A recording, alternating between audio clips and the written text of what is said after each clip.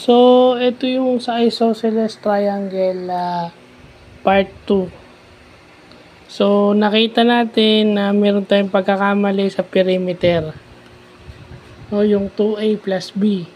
Nagkamali tayo ron. Dinivide natin. Hindi pala.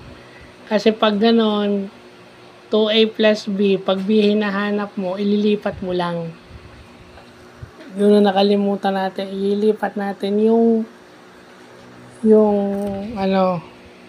2a plus b, di ba?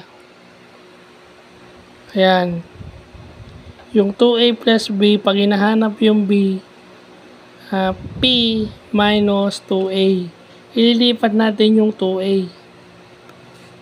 So, from minus, magiging plus. So, ang kaiba nito, pag hinahanap naman yung a, a yung hinahanap, so kailangan mong mag-divide. Kasi, para makancel yung number sa tabi ng a, yung 2a, para mahanap mo yung a, tatanggalin mo yung 2 sa tabi niya. So, paano mo gagawin yon? P over 2 at saka minus B over 2. Kasi pag binalik mo siya sa perimeter, ganun pa rin ang babaksak nun. I-multiply mo lang siya. Mag-multiply ka tsaka magde-divide.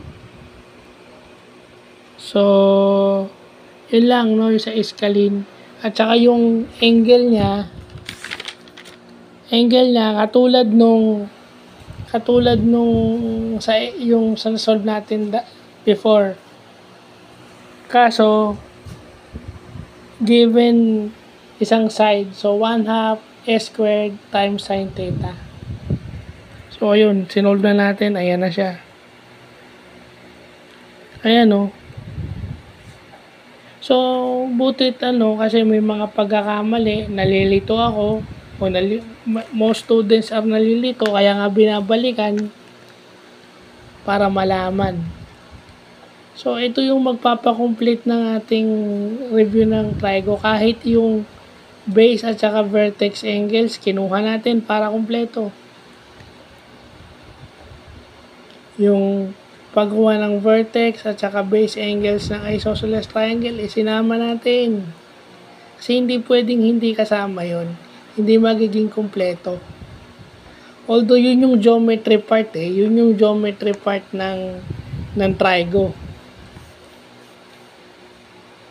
Diba? Kasi kagaya nung area niya, no, trigo yan yung may sine, basta may sine, cosine, tangent, trigo yan.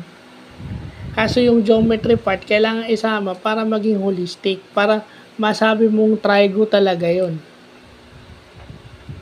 Kasi yung trigo comes from geometry, kahit sa mo daan So, kung gusto mo talagang maging holistic yung approach mo sa triangle, lahat yon pagdadaanan mo.